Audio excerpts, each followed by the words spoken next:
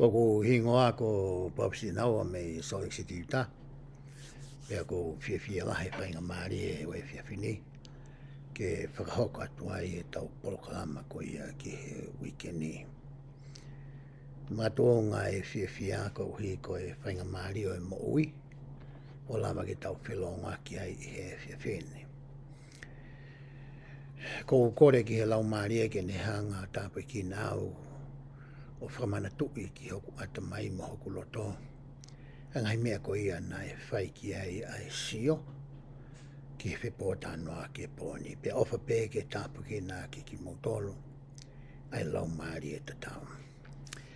I he weekendi tau tara noa ki tohi toka te rine mo e ngahi fuakawa. Wahe ua fitu ke wahe ono wawalo. Pe hange ko ia tau wanga mahene ki ai. Ki mua koe ke tau lawe ki he wahe. Ke ngahi vesi ko ia i loto i he wahe. O ke mau ia ke tau tala noa. O whekau aki pea mohaki i mea whakahistoria. I taimi koe ni na e makatu unga ai. Hono o mai ai wahe ko ia o i ua fitu. Pea mo i ua malo. Pea ko pehe koe ne le leitaha ke tau kamata aki ai ki tala teu ko ia. Oku o mai e he laukonga ko ia i he resoni. E tohi ko ia hao mui ia te au. Oku ia i ki tala muaki ko ia. Pea ko pehe ke tau kamata aki ia. Pea toki atu rewa mo e whakalahi ki ai. Me he ngahi mauanga tokoni make he. Pea osko ia pa tau laurewa ngahi vesi. Pea me he ua fitu. Ka mafo ke wahe ua walo. Ko te fito foki o e resoni ko ia i he weekendi. O ko hanga foke au ki ili liu si. I he whakatonga koe ko ngā ke au ia. O ku kehe nia me mea koe ku asiatu. I he o tohi resoni.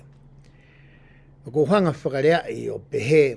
Ko te fito ke e whakahoko ai mea ko toa pe. O whaka tuunga. Pea ko whaka sitepu. O ki kai ke pehe ia ke whakahoko e ngawe ai e ki ia. O whakahoko noa ia pe. Pea makatuunga rewa ai mau ko ia a ene ngawe. I he taime mahino ai ki a koe pea moau. Ai anga ko ia ai whakatuunga. Ai ngahi sitepu, ai tuu o e ngahi whatongia. Ko mea whakaamu koe ki ai re soni o e ahoni. Ai ana e to'o i fo i tau mua, me he tukade mga whakawa, wahe ono ua malo. Koe te tau hoka ke lau ko ia ai ki tala muaki ko ia, o ko mai e toi de sonu pehe ai. Koe whakaha mei he otua, ko ha whakakau ia na e kei fo'ou. Ki he ki uraki kāinga lotu ko ia o e siasi. Lolotonga hono fofola mai e o tua ai ongo rerei. Ko foi tefto i mooni ko ia ko e whakaha. Tokua o ku lava ai tangata. Ke ne mau hangahi whakaha whakahino whakahanga tonu pa mehe o tua. Ko e whakakaukau ko ia na e fo'ou au pito ia ki he ki i kāinga lotu ko e ni. Madina toki whotu u pēsi asi e he ahaono e perei o e tau tahawalu tolu noa. Maharu whakafuafua ko e ao kosi e ni o e tahawalu tolu noa ne mau e whakaha ko e ni. Teke lava mahina e ono tu e ki i siasi. Hange ko iau tau o ku mou mea i he tami ko ia na e hoko ai uraki mata mea ha mai ko ia e palofita. Na e fo'ou e fo i whakakaukau ia ko ia, mo fo i tefto i moonia ko ia, ke he kautaki whakalotu o e taimi ko ia, kai maafo ke au kāinga lotu ko ia o e ngahi siasi. Mo ne tau ka vei ko ia o pehe. O koe hakau a ngelo o ku a ahi mai, pe ko hakau tala whikau a ahi mai ki ai. Pea toi o mai me ngahi whakahā ma kehe koia, ai au whakamā opo i he toi toka te rine mo ngahi whakawa. Ka uhinga iki fwy whakau koa ki fwy se tesko ia. Hokwa te lau koia ai tala mo aki o pehe. Na i lo i pe e he ni ihi ia ko e ni ki kainga lotu toko si ko e ni. E lava a Josefa Samita ke mau ha ngahi whakahā ki he siasi. Koe mea na mahino le lei koe ki he kainga lotu koe ni. Ko Josefa Samita i he wahe e ua noa i he konistu tone ko ia o e siasini na ngawe ki a Josefa Samita pa mo oriwa kautere. Pa nauhanga leo hiki ni maa ia Josefa Samita e a koe na e whakotu uai a siasi ke hoko ia koe tangata palo fita, koe tangata kikite, moe tangata mau whakahā, moe uraki kau mātua o e siasi. Pea whakanofo rewa o oriwa kautere, koe kau mātua ia hono wā. Nā si mahino rei pēki heki kainga lotu, ai ngafa moe whatongia whakapalo fita ko ia o Josefa Samita o whikau aki moe mea kui koe whakahā. Hokwa te lau koe ai tala teu. Ka e lava nai e hani ihi kehe, e lava nai e hani ihi kehe ke mau hangahi whakahā, pa mihi o tua mawahe mea Josefa Samita. Ka whewhehu ia na he whakakaukau mo ata mai mo loto ko ia o e ki kainga loto. O si mahina fui tapa aki a Josefa Samita. Ko e kēnia. Whewherewa kainga loto o e taimi ko ia. Peka pau te tauhanga ai mai ki he ahoni. Whewherewa ko e moau. Ko neo sonia ko e palofita ia o e ahoni. Ko ia e ku mau whakahā ko ia tuku au mai mea Josefa Samita o au mai ki ai. Whewherewa ko e moau. O ku talawa o mau ha whakahā. O ku iai haata toton a ko e pia moau. Ke ta mau hangahi whakahā. O hange ko ia. O ku mau e Josefa Samita mo neo soni ko ia i ahoni. Hoka te lau ko ia ai tala teo. Na e hoko ai ngahi whehu i pehe o mahu inga i he taimi na e tui ai a hailame pēsi. Ko e taha o kau whakamooni e toko walu ki he ngahi pereti ko rā. Ko ne mau ha ngahi whakahā ma ai siawhiu. Hangarewa e he tala teu o mai ki tau tolu ke tau whiilo aki. Whe tau raki mo e tangata koe ni ko hailame pēsi. Pe ko Hiram Page. Ko tama koe ni, ai kuas koe ki whamatala koe ni ai tala teu ka tiu toki lawe au ki ai he tau tānoa ke wahe wa malu. Ko tama koe ni na e hoko ia koe toko taha o e toko walu. Na nau whakamooni ko ia o sio ki he lau i peret koura. Na tau tānoa koe ki mua nei kau whakamooni e totoro. Ai ia ko oriwa kautere, ko tahe ka whamoin tōtolu, ko māteni hārisi, ko taha ia mo te wita wite mā.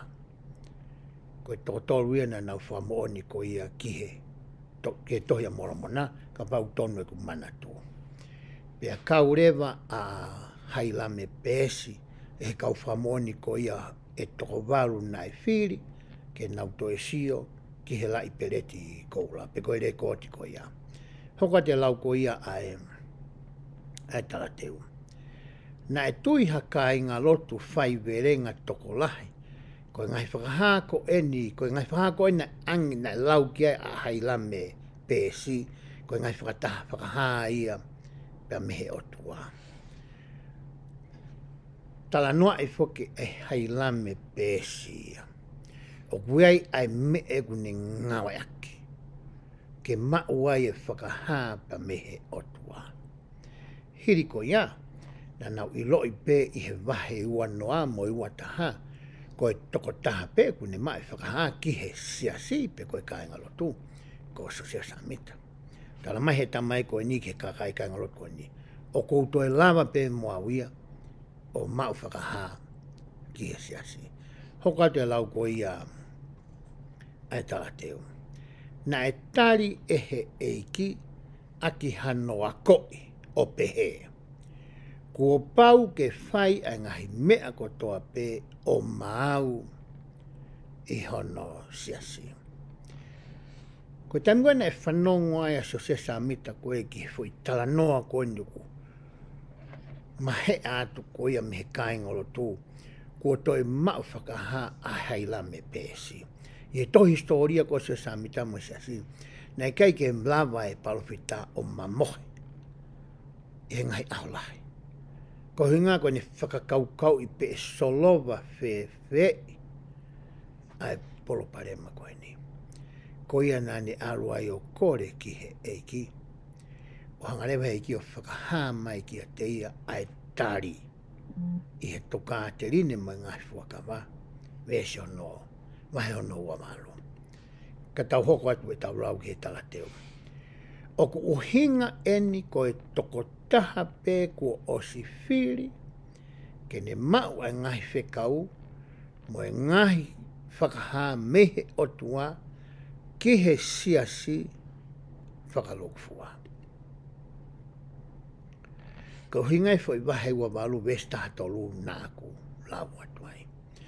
Koe pēteni pe koe sipinga mo whakotuu koe ia nā mai ehe o tua ki hono siasi, he o kui hono siasi e he huafa hono alo, koe foi pēteni ku pehe. Koe tokotaha mā tea pe, o kune mau e ngai whakaha, me ngai whekau, pa mehe o tua. Koe palofita pe iata. Ko ia o ku whaoaki ai, pea iai ai fuhinga ki ko ia o ku tau e ngahi ki kotoa, ki he ongonga de lea si sukalaisi. Pantoki hanga rewa vahe, pane whakamawhai I hani ike. Aki ai ki koi o kune mau, ke nau whakahoko hangahi ngāwe kehe, I hono Ureanga. Kau hingai fi fo matala ko ni o tau rau ki ai. Hange koe tau sio ko ni I au ni. Palofita, ongo tokoni, me kau apostolo e tō tahaua. Pea peheni rewa e tau hanga koe o hiki ni mai ki nau tolu. Koe katoa e toko taha nima koe ngā, koe kau tangata, koe kau palofita, kau tangata ki kite, me kau tangata mau whakaha. Koe tau hanga hiki ni mai koe nau tolu. Ka koe toko taha pe, o kune hanga ngawe aki ai o ki koe ni, koe palofita pe ta.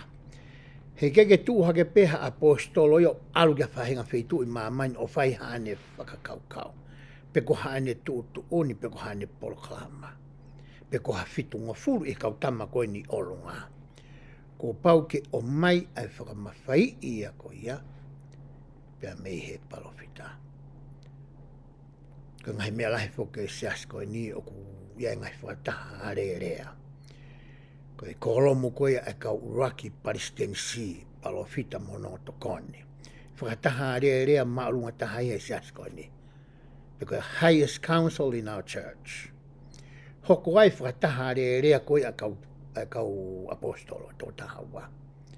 Koe whakatahaanga whikaua ia I he tuu koe whakahoko. O e tuu koe ia e ngai kautahapure, pe koe ngai kolompure koe ia I he sias koe ni. Pea ku whengawe aki rewa ai toko tahaua mo e toko tolu koe I olunga ki hono area I mono whotutu, mono whau, hangahi polo kalama. Kai ke ngā tai, na warea I whotutu hangahi polisi, ke o mai ke ngā ke ono siasi. Pea kai rewa hari riu, koe palofita tene whakahoko mai ai riu ko ia. Hoko te lau ko ia ai talateo. Pehe ai wase mea koe na ulawe kei ua walu vese ono wa. Ka neongo ia e lama ke mau e hani ihi ke. Hangahi whakaha o whekau aki mo nau ngahi whatongia I hono siasi. Hange koe ku mou mea I I he siasini o koe ngai whatongia keke. Ka mata pe mei o lunga o lere mai ai ki he tawha aki whakaloa kāre ko ia o e siasi. Aia hange koni koe Palestini o e steiki. Ko ia o kuia e ki na e wahe i mai mehe palofita. Tam ko kuia e koe Palestini steiki fo ou. Pe haurewa kau taki mua wa mai fitungo fulu. Pe koe tahe kau Palestini o e fitungo fulu whaka eria ko kuia e steiki. Ko ia peko hai pia kua mei olunga. Panehanga rewa o whakanofo pe a wahei ai Palestini o steiki. O oange ki ai ai ki ai na e o mai mehe palofita kene ngawe aki. Peku ne ngaki rewa ai ki koia o whakatatau mo e tama koe mo e tuutuuni ai tama na e o mai mei ai ai fo ki. O kake pehe ia ke ange koe ki ai pe ai rewa pe e ia ene mea ana. Kai ke mui ia ke he mea kou tala mai koe. E he tama koe na ne hanga o whakamawhai. Ange ki i konga mawhai ki ai. Ke nawa ke ne whakaonga i hono whatongia koe Palestini o steiki. Hanga rewa e he Palestini o steiki ia. O whakanofo pia wahe i hataha i he wōti koe piso pe. O oange ki ai ai konga koe ni o e mawhai koe ni whakataki mua wha i loa tokua ha tau siasi. Ko tau ia ke mea koe taura eki lahi pure i he wōti. Koe mawhai ku angkoi ki ai. Ange ki ai pisope, ko hinga koe ngahi mea whakatua sino o i wōti, toi o ange ki ai mo taura eki lahi, ko hinga koe ngahi mea whakalau maaria. Ka kuto tonu ke nau whakahoko pe ia o whakatatau, mo e tuutuuni ko ia kua o mai, me he toko taha na e o mai me ai, ai mawhai ko ia.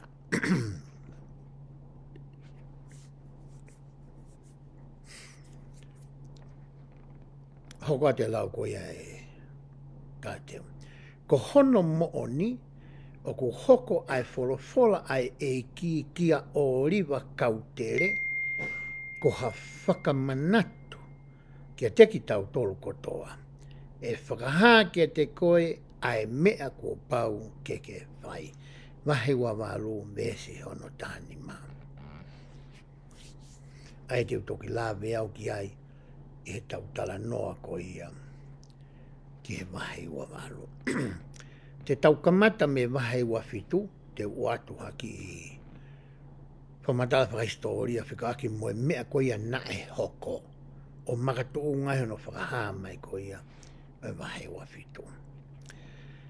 I he sune ko ia e tau tāwau tonu aka pau tonu e kumanatu i. Na e papi taiso ai a Emma Samita ki he siasko e ni. Pea moe maari e tangata ko ia ko Whitney. Ko hingoa ko Whitney Knight. Ka pana tau manatu i he u le soniki mua. Na iai e tangata e tamaia ko ni ko a Whitney o kau Knighti. Na nauhanga hai tama ko ni o toko ni i whakapaanga, whakamea kai, aso sefa Samita. Ka pai tonu manatu ko hingoa tangata ko Joseph Knight. Pea ko hono foha e na Whitney Knight. Pea na e maari e tangata ko ni mo Sally Knight.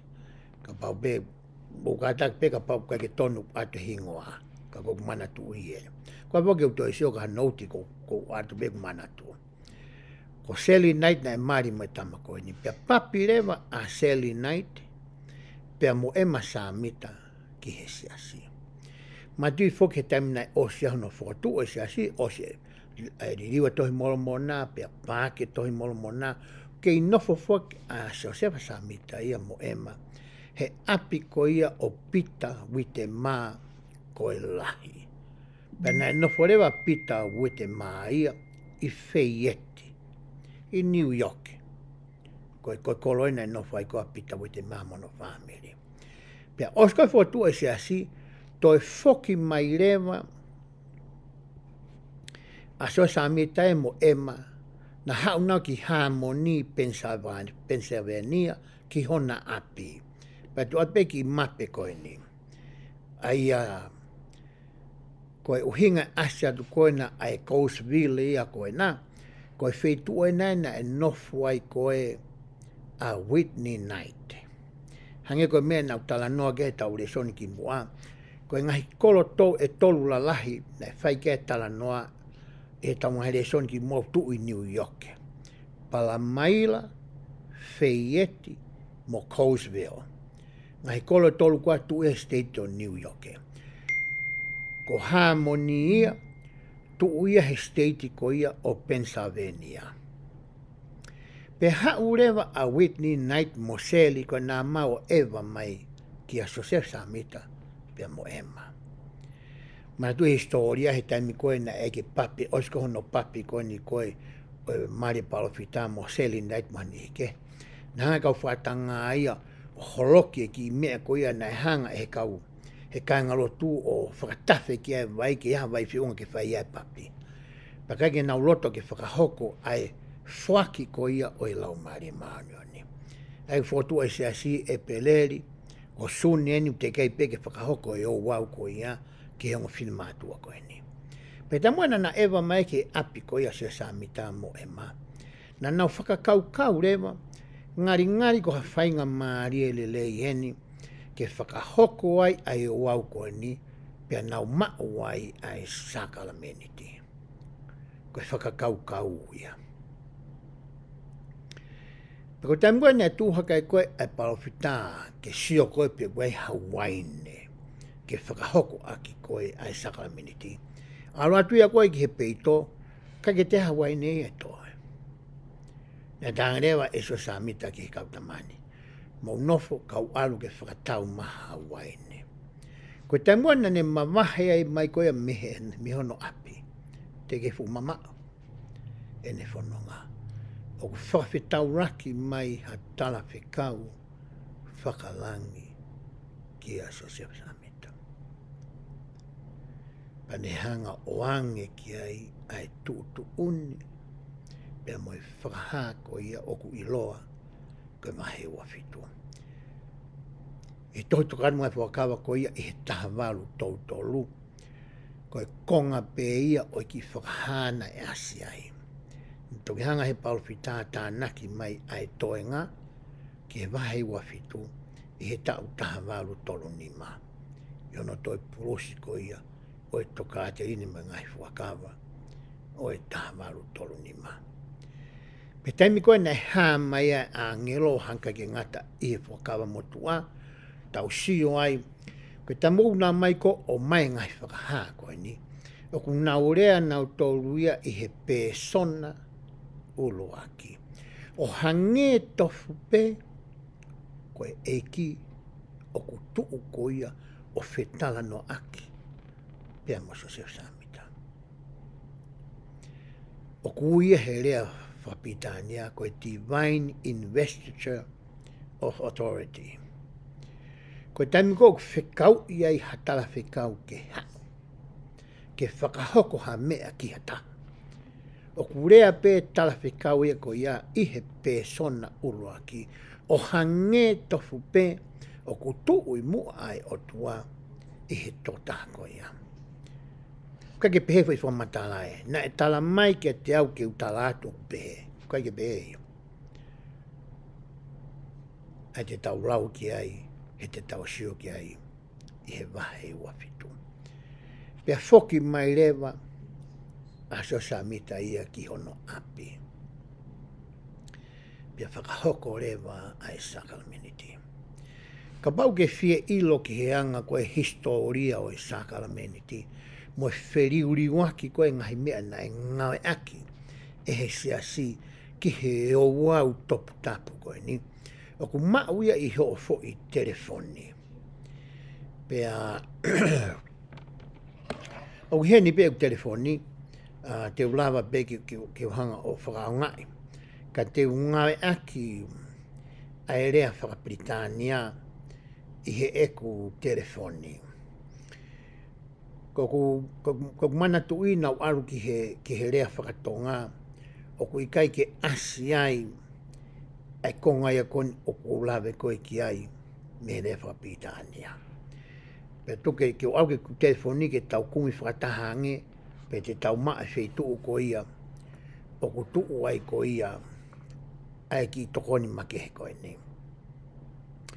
Ko wani ke kumi e ku epi ko ia, aina ku ke anga maheni kei koe ki koe i misi ena e ki ku asi atu, ko ku lomi i ko ia, te alu ki mua aputo ke tausio ke mea ko kulaki asi mai, ko mea fuene kulaki asi mai ko e tausio. Aia ko api ena pe ko e home ena. Ku lomi i ko e takainga tohi, ko ku lai peri lewa no ko e ngahi mea ena, o ku ihe e ku lai peri. Ka pau te la te walo lomi i ai church history, ana koe asi atu koe nei la lo. Ka mata mehe tohi tapu, koni where ni si ha mui mui a te au uhimi, hen puka, makasini, tohi moe ngahi reso ni, tōpiki moe ngahi whehu i, pia church history hoku ai. Ko lomi i koe ai church history, o ku asi atu ai a ngahi mea ko e nā. Pe ka pau te ki alu ke whika tolu, ko church history topics. Pe ke lomi ia. Te ke sio ke he tafa aki, o ku alu a whipeta mehe ei ki he si. Pe ka pau te ke lomi i e sa.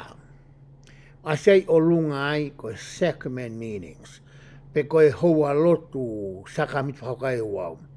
Ko lomi i koe ai sacrament meaning, ko e ngahi whakamatala ai ni ku o atu ki a koe. O whikau aki mo whiri waki o wau koe ni mehe taha walu tolu noa o au mai ki he ahoni. Ai hei kai ki utoe lawe au ki ai. Ka pau ke whia ilo ke toi loloto angi, ke toi whakalahi ho ilo. O whikau aki mo e hu ai waine, taimi whe, na e hu mai ai vai, mga hi mea ko ia, ma uia, i he whamatala koe ni nā kutoki o atu koe ni koe e au i he ku telefoni. Ka tau alu rewa ke he wahe ua fitu, pe tau lauhanga hi vesi pe me iai. Wahe ua fitu, vesi koe hono ura ki ku pehe, ko tala whe kaueni. Whanongo ki he reo o sisu kalaisi, ko homou eiki, ko homou otua, pe hamou huhui, aia o ku mo ui mo marohi a ene rea. Ko raki whakamoonia ne o ange koe e he tala whikau koe ni. Mahino ki a soe sa mita koe ne hau, ku hau koe whikau e he eiki ki hau. Sisu kalaisi. Tang whanongo ki he reo koe ia ho eiki. Ho otua, pa mo ho huhui. Aia ko ene rea o ku malo, o hange ha here tā, whakatomata. Koe fwoi whakawhi i loakia, nai oange e he tala whikau, ki aso se samita. Weso no wak pehe ai. He wakai o kou pehe, kia tiki mautoro. Koe hukoni kia teki mautolu, koe fwoi tala noa ai me pōta noa nai whai pehe e tala whikamu sa samita.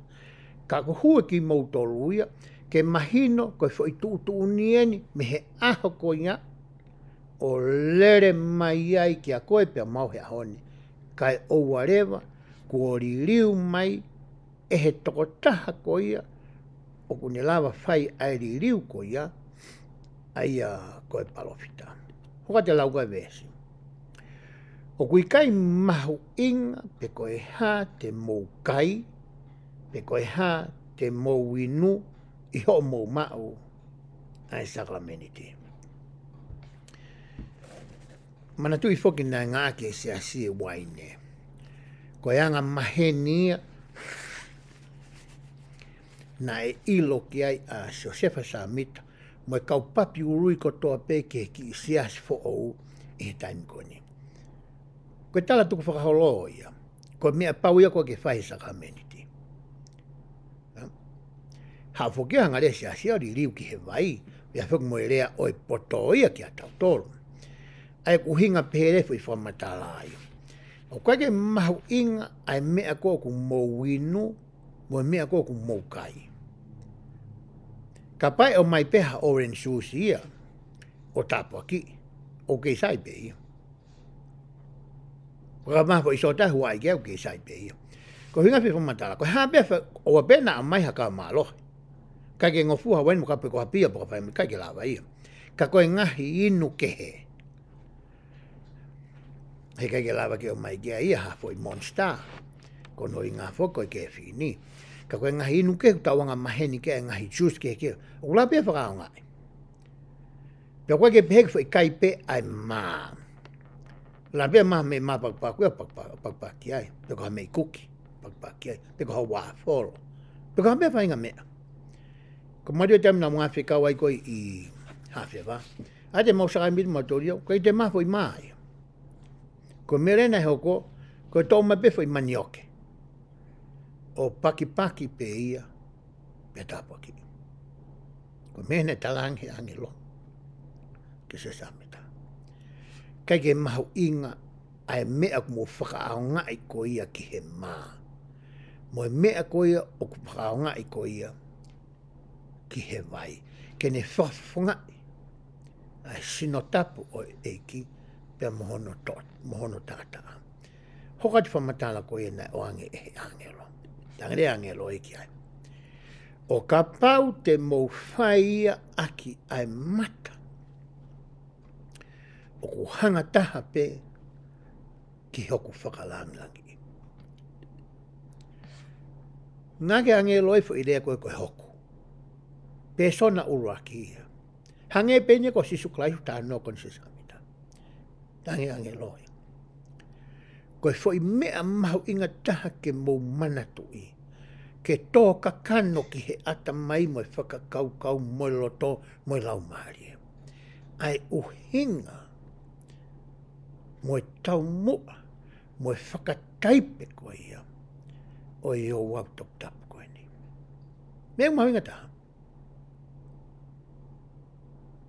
hoko atu e lau ko ia a vesi. O mana tui a hoku sino ki he tamai, aia na e tuku hifo ma a motolo. Tau whamana tui a hono sino, pia na e tuku hifo, na e whetau laki pia whepaki. Me ngahi me ngahi whangata, me ngahi whakatanga, me ngahi tau tea na o angi ki ai. Ka o hike lava ke mate, pe pekia, a hono sino whakamaterie, ke whakahoko, ai whei lau huhu I ko ia, na e kamata no whakataipe, me ia ātama, o hao mai ke taimi ko ia sisu klaisi. Ko me e ko mahu inga tahai. Ko me to ton ke focus. Ko me ton ke sio whakamamau ki ai mata o e atamai. Mo tau ngahi lau maari. I temi ko tau tuai koko e ngahi woti. Kamata pe me tā mai ko hiwa sa kala meniti. Ko I taha me e ha tahu to ton ke toi ngahi. Ko I te wha heu telefonia ai. Pe toi sio ka Facebook, pe koi email, pe koi hākua. Ka. Pe he eo ta okse lea nāne whai. Koi taimi koi ia.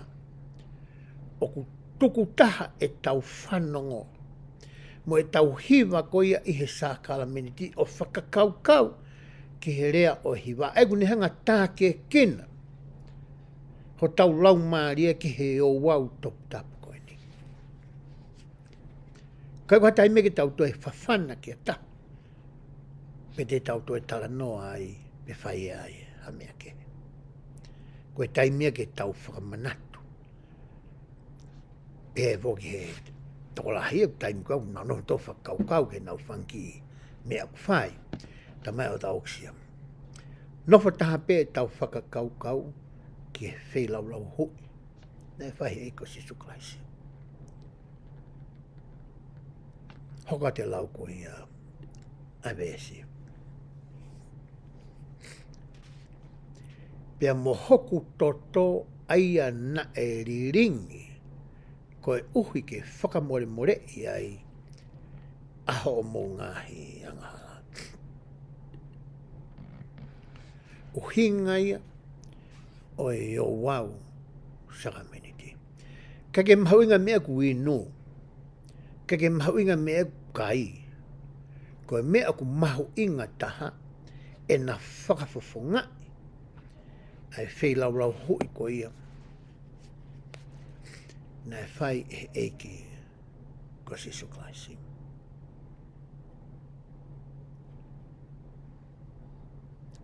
Tau sio ke whakau motua. I taim koe na whikau ia i ko ia mō sese mo elone. Ke na alu ko ia ke tuange mai a isleri pa me ispite. Pea whai atu e na whewhusi aki ko ia mo e whelo. Wau ki he tuunga ko ia na e tuuni e si homa. Te uto. Ai uraki whanau ko ia a ispite. Kamata. Me foha ko ia whelo.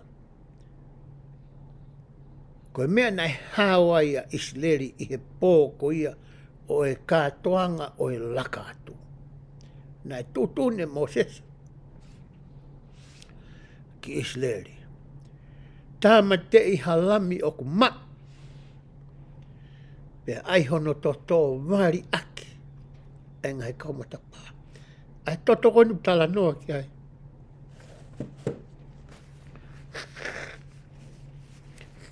Ai vesi ko ia hono wa. I ho mo wari ia e laka atu. Ai angelo o e whakaauha. Ka uhi ko e toto.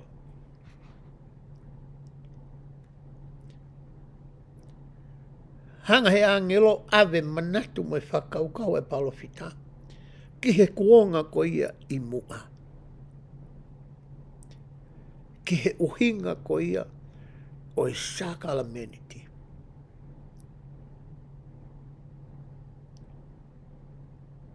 Pea whai mai ai o wau ko ia. O wau mai ki a kalaisi. I he oho mohe whaka osi. Nā ne whai mai kau apostolo. Nā ne paki ai māpanihanga o whawhe iloaki ki tau tolo. Ki he o wau o e sakala meniti. Pea ne talange. Teu aru ka ia e aho teu whoki mai. Ke tau kaisaka meniti whakataha moki motoro. Hanga he vesko niu ave tau tolu o whakatotolo i a historia ko ia o e sakala meniti me he kuonga motua. Hoka te lau ko ia a vesi.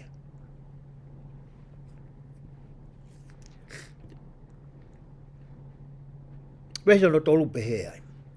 Ko ia o kou whaiha whekau ka teki mo tolu, ke ua nā mō whakatau mai Hawaine, pe mea inu mālohi, me ho mō ngāhi whiri.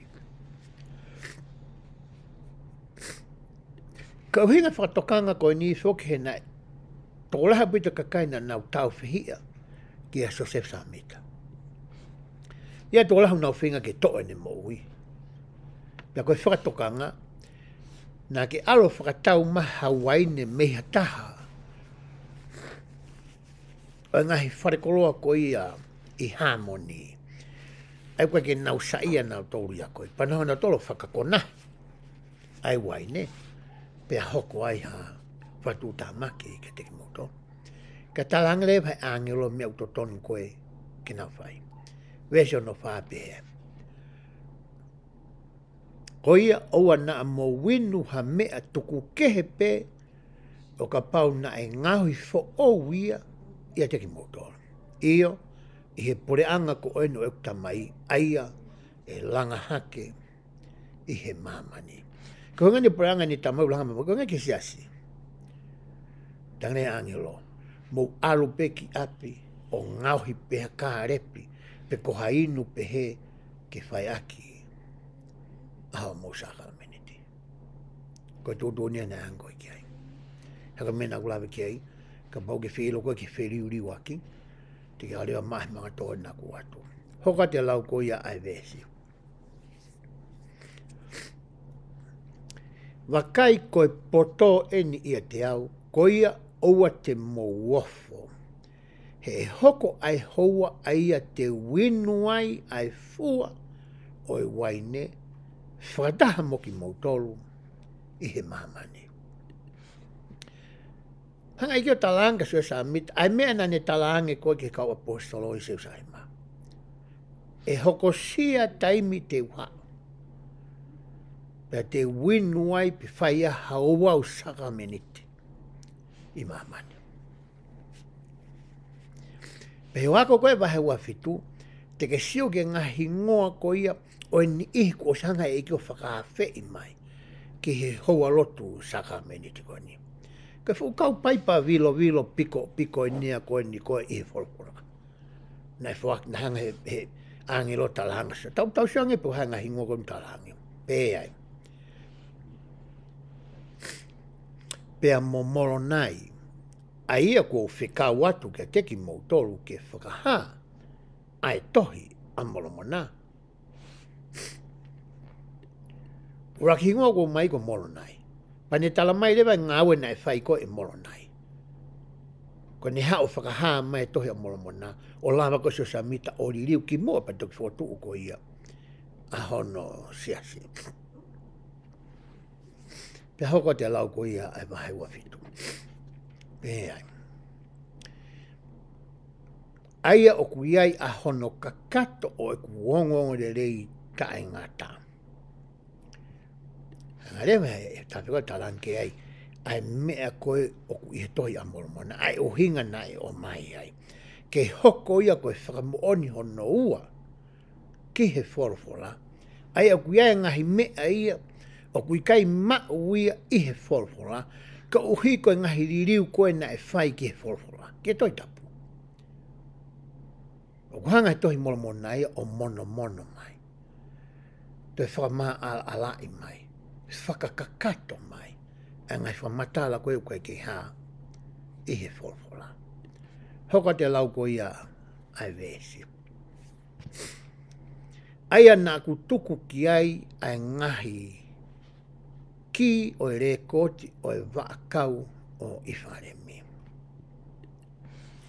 I he tohi isi ke riku a se tala noa ki he ongo waakau e ua koe ni. Iwharemi na mosiuta. Ka ongo waakau e na tala noa ki e palofita koe ni. Tau ilo e whamatala kau tangata skola ilo ki he whorofora. Na tohi ngahi tohi koe ni pia takai ia he ngahi. Ngā ki waakau o takai. O kui ai koe koe waakau. Ke temu te tau sio ai koe ki he historia. He temu koe na mawai ua ai koe pure anga isileri. Koe tohon funa nau nofo nau toluia ki he tapaaki whakanoa te. Hako lewa ua i he tapaaki whakasau te. Koe hako koe ia. Na nofo koe he tapaaki whakanoa te. Na e kauai a Iwharemi. Ka heri ko au tala noa tohi a molomona ia. Na e hauari haia mei Seusarema. Me he tawhaaki whakasau te. Koe whamatala ea koe. E tohi a molomona. I he tala noa koe ki ari hai. Pea tau sio rewa ki hanga he e ki o whotutu ai whanonga. Na e whai koe e rihai. O kauai ai hako koia o Iwharemi. Hoka te lau koia ai vesi.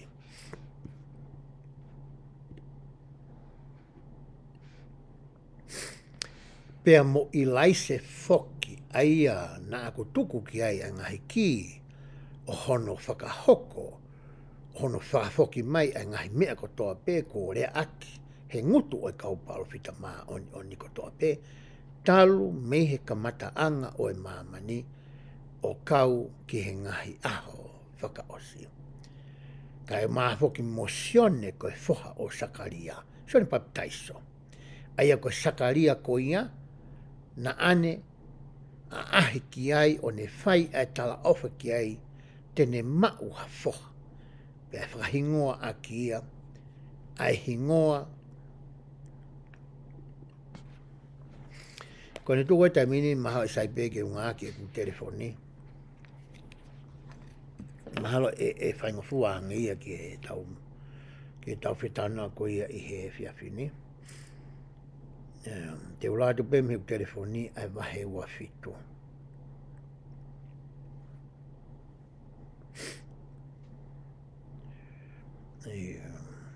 Telefoni e na walu ke tanu ngai whakawa, talu ke wahe ua whitu.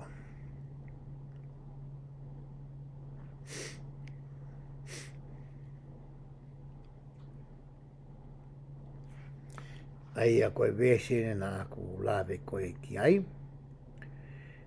Ai a ten taapu ki ai tene mau ha foha, pia e whakahingoa aki ai hingoa ko sione.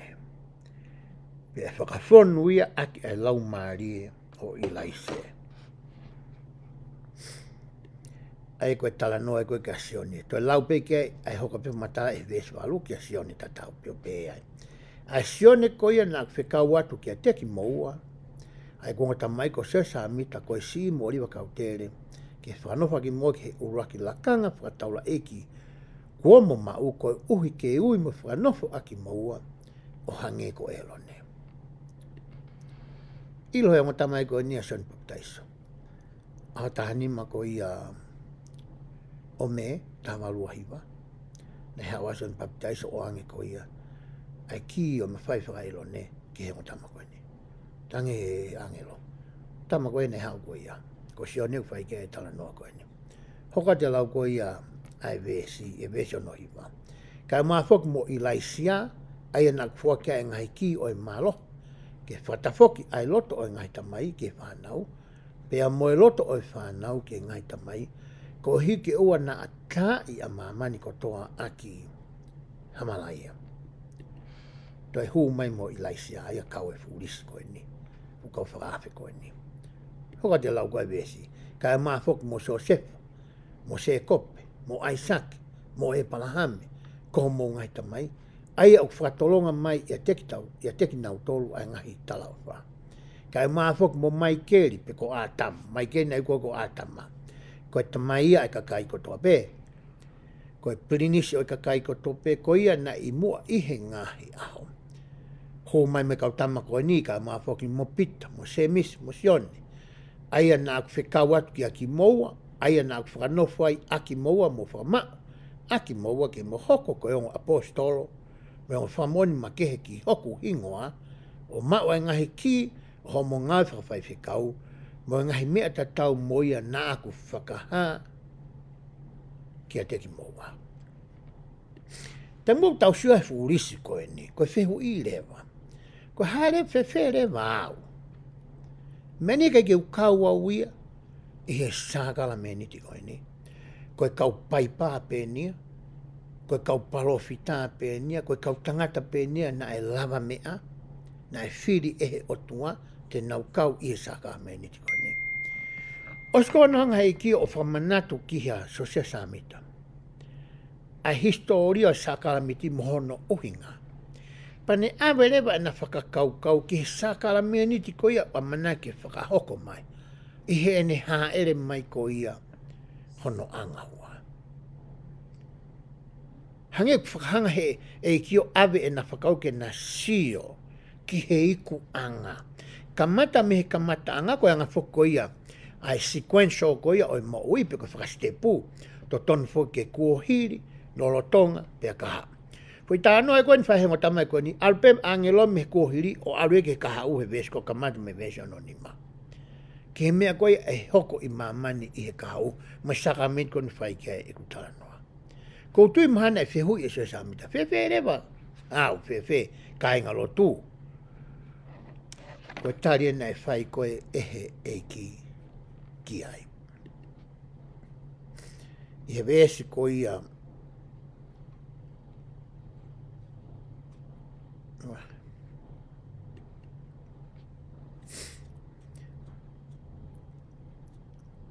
he vesi ko ia no taha whā. Ko foi vesi upe. Kai uma a foki. Moki nau tolu ko toa pe. kua foaki kia te au he eku tamai mei he mamani. Tau kai ke whangata ngata ai risi a ko eni, ki he ni ihi koe nā kulawe kei. Tā koe ku kau mo ko ia mo au i he whakaafe ko eni. Ka koe men pau ke ta whaenta noa kei vesi. A ki nau tolu kua foaki kia te au. Foaki kia sisu klaisi pe hau kia sisu klaisi. Mei mamani. Tane ne ke rea i kia pehe. Oku mou i mamani. Kai oua naa o mamani aki motor. Koe whawhola ne whai koe i kia.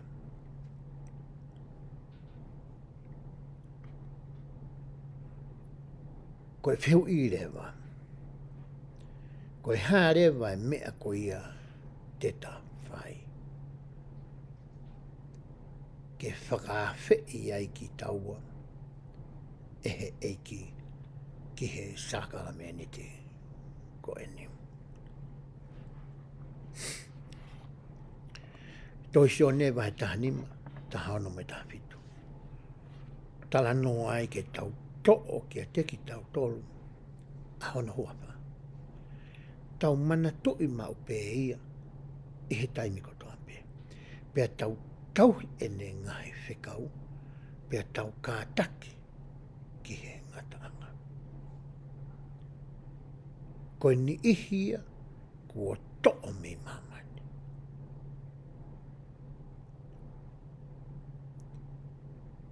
Hange kuanga maheni. Ai ngahi se tesko ni, mga whamatala koe ni ki he tā whanongo. I kai koe lotu ia. Oku whakahoko. I he taimi koe ku tāpoi ki nai. Ai sakala meniti. I ho mea at ko ia ki apsiasi i he sāpati kotoa pe. Whakahoko mai e whanau elo ne ai rea ko ia. Koe uhinga ia. Oku ta alwai ki apsiasi. I he sāpati kotoa pe. Ke ta whakahoko hao wau top tapu. Ai o whakafo i tui tui pe. Ka uta whakahoko e taua ia ai wau koe i he ao o e kakai toko lai. Ka koe te tautu ko ia. O ku ta moi hu whakafo i tui tui taua ki he otua. Ka tatu e whakafo au ai. Ai palomesko ia. Talmahe eki. Pe hanga rewa e eki o to'o mai. Ai tohi efe so wahe o no. I he toenga ko ia o i ngahi wesi. Ta koe mea whai koe e he sākala meniti ki a koe pia moau. Koe ta alu ki apsiasi pa ta whiohi whakamawhana i ai ki taua. Pa ta whoki mai rewa taua ki api. Me he mōnite ki he tōnaki. Ta te whoki mai tau ki mamani. Ta te whoki mai tau ai ki he tau koe o whai mamani. Ai ku whai koe pa moe mālohi o e te waro. Nga rewa ehe, ta whekau o to'o mai mi efe so wahe ono. Te ukamata beki urata ni ukosanga mahai motoria pa moe wahe koe ni. Pehe ai. Koia, hiki hake ho mou loto, pia fia, pia nono o ho mou konga loto. Pia aika teki mou tolu a hoku teunga tau kakato. Ko hiki mou lava o kātaki, ai aho oi kovi. Koe nono e konga loto lime whelwa pitania, gird up your loins. Koe wala koe nga ke kautama koe konga mani hanga kof tōtolofa. Paka pai fie mau ke nau whai hangai puka mea, pake whakataataho nau wahe. O ku nau hanga rewa peluki hake o nono, iho nau konga loto. He kei uto e lawau ke ose ngai vesi. Ka hangarewa e he angelo o mai ai teunga tau kakato ko ia. Oi otua ku asi i he tohi efe so mai ono. Ke ai e tatāpe ko e heremeti oi mā oni. ai mo sifa fata fata. Ai pe mo no o e konga loto. Pe ai mo topu va e. Pe ai mo pa o tui. Pe to o mo here tā. Ko hunga ke wana ke pare ata pe. Ko mea pe fai tokua ko pare pe ngahi ngahau. Ka wai taimi o ke toi laka ki mua. O ngā ake here tā ko e aina pe he ko e lau maari e. Whamatala re ma e haolot pi riu ni hanga o mai ngai kongkonga pe he. O wai konga la lahi e wha ho iho tau sino. Na tala noa ke apostolo ko paula. Pane sio o pehe, ko e ngahi konga ia o ngari e hu mama mai ai. E ngahi malohi o te olo ki a koe pia moa. Hoka te whamatala koe nei whai halot pirina ne pehe. Koho tau konga loto. O kune whakataipe e ia a e anga maa moi ulunganga maa. Ai malohi o e whakatupu. Koe konga ia ulama te golo ke hu mama mai ai. Kia koe pia mama. Hoka te whamatala koe nei whai e haut piri. Koho tau mafu. O kuhanga e ia whafafongai. E tau tō o ngā moi. Hoanga whai. Ai mea koe o kuke whakahoko. I ho wāwhetu utaki. Moi ni heke he. Ko mea mai koe sifa whata o tuku i mua koe ai. He mafu. Ke ni hanga malu i koe. Ko ho o tō o ngā. Ke tō o ngā whakakalaisi. Hoka te lau koe halot pili. E ai. Ko ho tau wa e. Koe ngahi tau mu aia koe. O e tau moi. Ai wheitu koe ke loto ke alu ki ai. O kuhanga ho wa e o awe koe ki ai. Ka hunga tala noa koe ke ai e topu wa e o e meri no moe o ngongore reiki ho wa e. Ke ua na hanga ho wa e o tā ke kina koe ki ha wheitu o kui kai tonu ke iai. Toku au ke pehe pe e koku mālohi whiunga pehe o whangamoni. Te ulawa pia o kā te kina. Te ulawa pia o te ke. O si hoko ia historia. Aika kai pehe. Koe lahi koe ho alu ke whitu kai to tonu ke alu ki ai. Pa ke whiohi mo nihi kai ke mou tui tatau. Mo nihi kai ke mou ui tatau. Kai ke whoforoa ia. Ko ke whai pe koe hanga tatau. Me e hoko ia. Hoko i māmani katoa. Pia ngahi whatanga o tau ki te ki ai. Koe kau me mi pa nia siasio sisu Christ o ka mana ngaki mo ni. Au nau taki mua. E nau ulunga ngā e ngahi mea koi o ku akoi. Pea kōrenga mai kau taki ke o te tau whai. Mahana koe ki isi whatawhata koku ne ai holo e ia. Maha ko haki lai alamini o me. Pe ko haki i tini foila ku ne tō holo. Whe mai uka mea koe ke whewheka. Hoka te lau koe nei whai koe e halot piri, pane pehe. Ko ho tau ulu, ai au tau hanga toka ngai, e tau ngai whakakaukau. Ke ua neha taimi o ku he vai, e tau whakakaukau, me ngai mea koe ia ai o tua. He koe mea kou tau whakakaukau koe ki ai, pia nofo kia e tau whakakaukau. Koe wheitu uia koe alu kia e vae, pia hoko ia koe konga e kaka no moi si no moi at moi loto, ke alu kia ai. Hai e tampago whai sa ameniti.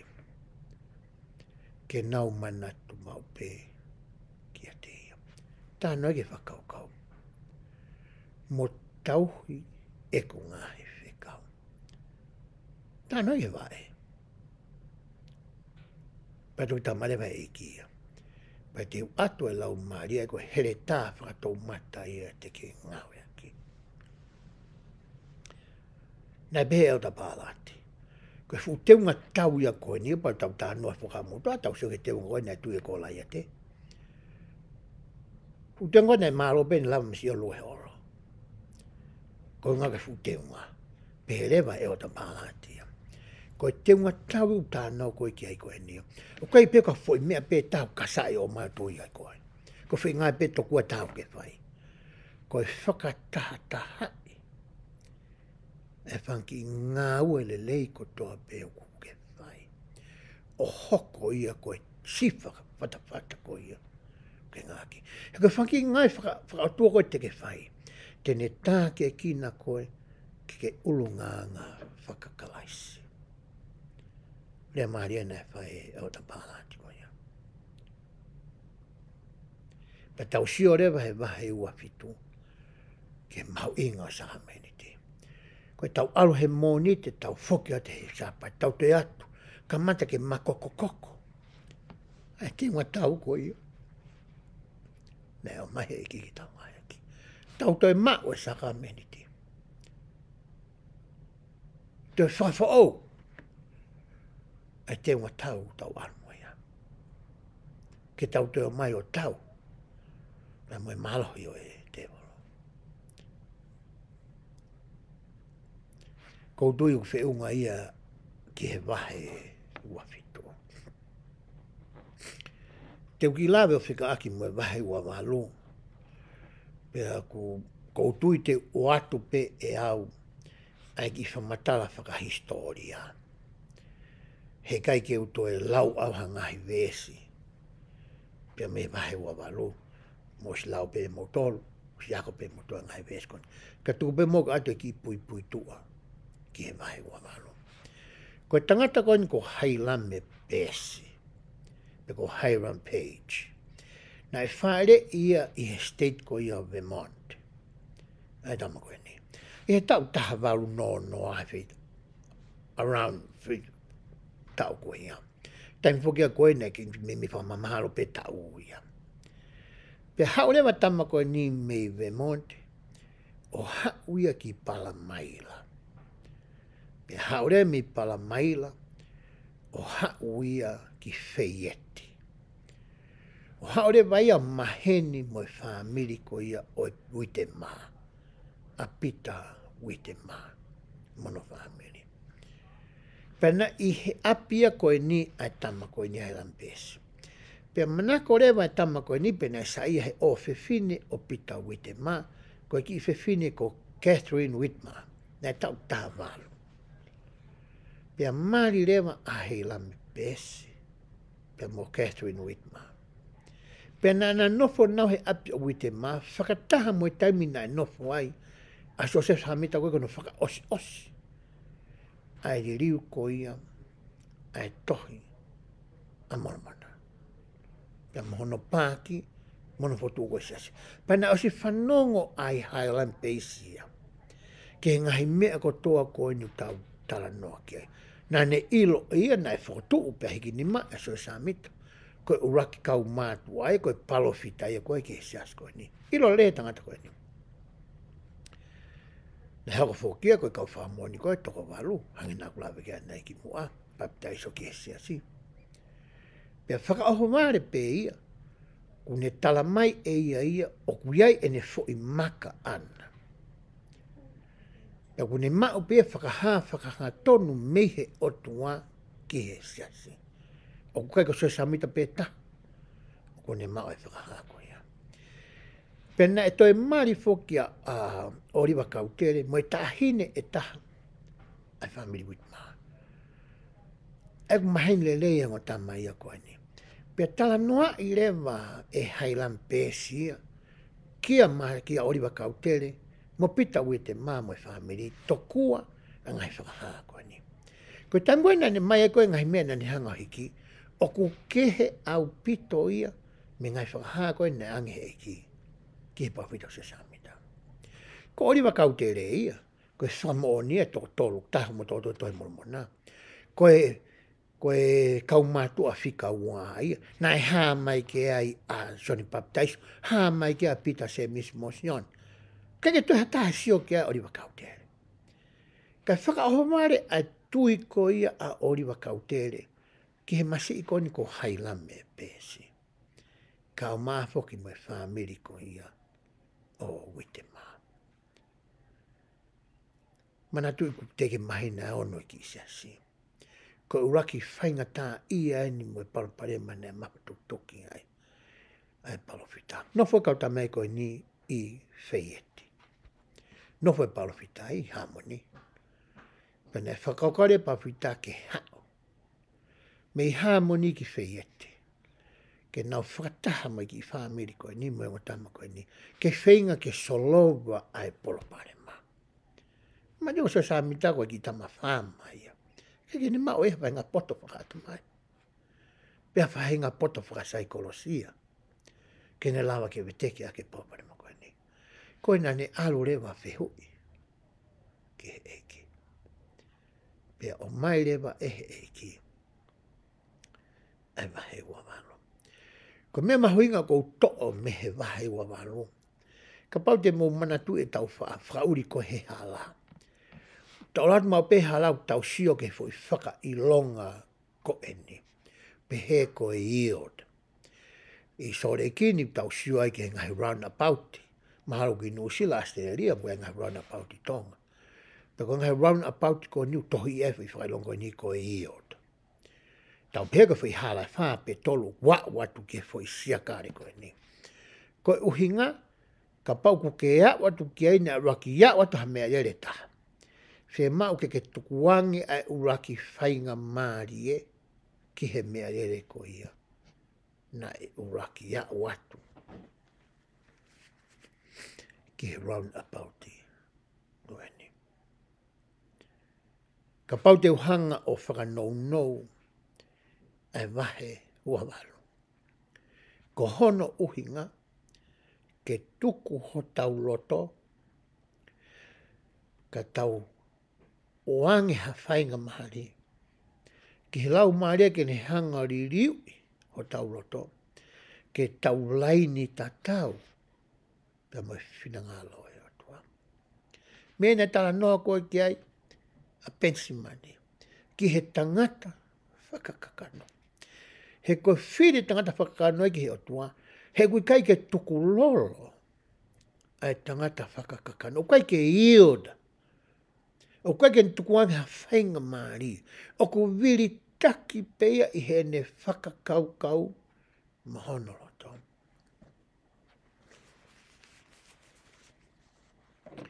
Ko mea ku uia ia koe tangata whakakakano. Kai owarewa o ku ioda. Pea tukuanga whainga maari ki he lau maari e maa oni.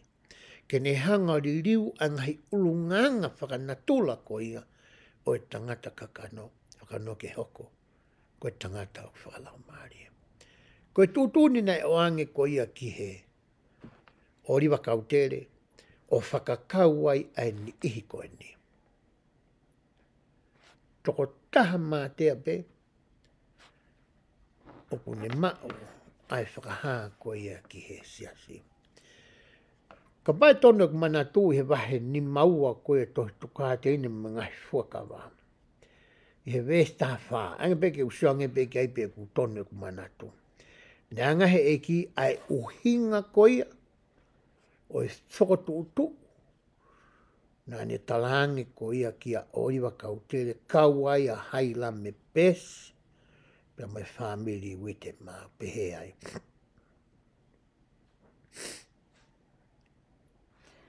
Pea koe taha te ufuaki kia teki mou tolu hasi pinga. Ihe ngahi mea kotoa pea. Koe uhi ke ua nā kākai aki mou tolu. He aluhoro a setane ihe whanua. Pea kune alu atu o kākai. Ai ngahi pure anga.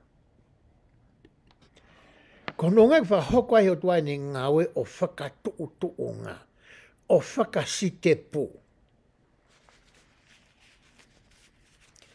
Pea māwai hono siasi, ke ona hau hataha o toi tala mai ha mea, o ku kehe ia, me whotutu atua. Ko ne mai peha mea o kehe, tau iro rea tau tolu koe mea ia, ai te volo. koe whaunga ia e te wolo, koe whotuutu ia e te wolo, koe whakakaukau ia e te wolo.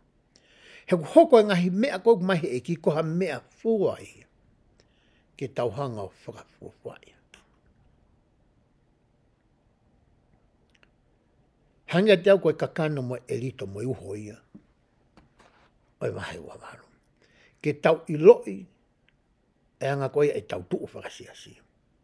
Tau ulo e tangata une mai whakaha ke siasi whakaluku fua. Tau ulo e tangata une mai whakaha ke ngai steiki. Tau ulo e tangata une mai whakaha ke woti. Pau kai ha taime u toton ke whepaki paki. Angai whakaha koe ni. Ka whepaki whakaha koe ni ai lokare. Ai bisope mpasi steiki. Mo whakaha koe mei olunga. Ko hai leo ni hanga override. Ko hai upure whakao niu. Ko hai u toton ke tau unu kotoa koe ki ai. Koe palofita. Koe tau whama opo a ngāia. Heka ki hata mea ke tuko mea koe palofita aia, o whepaki mo mea kau tama koe i lalo, pia tuko tama e lunga ka tau au tau tohe mea koe i lalo. Ko hungana mahe eke whotutu koe ni. Ke ua na hu mama mai. Pe te tau whakaba ki imata pāwhaasi ke e ala mai, ai te volo, kia koe pia moa. Pe ta la mai, ke ta fesi o ta loto. Fesi. Pe ta tuku lolo ka kato. Ki e whinanga loto. Ai ari whamoe omeka. Ai aku ne ilo i mehe kamata a ngā ke e wanga. Ai mea ulerei ki a koe, i he whanonga koe au ke whai, i he maui whakamateri koe ni. E kainga e honoaki nalalafu. Ko kore i he whiawhini ke tau tokanga make ki he onga wahe koe ni. Tau te whito ki he o wau e saramiti. Mo ne mahu inga ko ia ke he teunga tau oi otua. O ku ke ngaki whaka i he tau ko ia oi mo ui whakamateri koe ni. Ke whakamooni e lai whawhola ke tau i mamani. Kai oua na o mamani. Aki tau tolu. Pe tau mana tu i mua. E whakatutua e ki ono siasi. Ka pau ko hataki koe. Ia whahinga hoa loto au ki he wōkipa koe steiki. Hanga mua mana tui. Ke tau tuku lolo. Pe si ake tau whakakaukau ka tau unu. Ki honga ko mai e ki. He koe uru e ki ono siasi. O ka whakatangata e nia ki he ngā ki siasi pe. O ka matai me api, i he whatongia o e tamai, pia moe whae. O ku mo mau ai ngofua, hango rea nei whae o the oaks, ki he whakaha whakafoi tui tui. Ke mau hangai whakaha, ke toni e ako whamiri. Pia ona ki alu koe me ngai whakaha koe awika sione. Tokua tanga sione koe meun tonga ke whamiri a sione. Ko sione tene mai whae no inu koe. Talawa ke maa ngā whakaha koe, e he tahoko e tamai, e he tahoko koe huse pāniti, e he tahoko ko ia koe whoha, pia moe o whiwhine, oi otua. E he ngai mea whakafo i tui ko ia, u tau whakahoko i he mooi koe ni. Ko whakaata mai, ai wāwhetu utaki ko ia, e he otua ki a koe pia moa. Te whamoni ka teki mo tolu, e kāinga pēsio nuak nalalafu. Oku mo oni, ai mea tau tala noa ke he pōni. O ku mahu inga ia, ki a koe pia moa. Pea tai mua te ta iloai, ai whakasitepu me whakatuutu unga, o i siasi koe ni. O ku mau, pea lelelele, pea matangi lelei ai wholau. He koe eiki waka, ko sisu klaisi, e wapa sisu klaisi. Amen.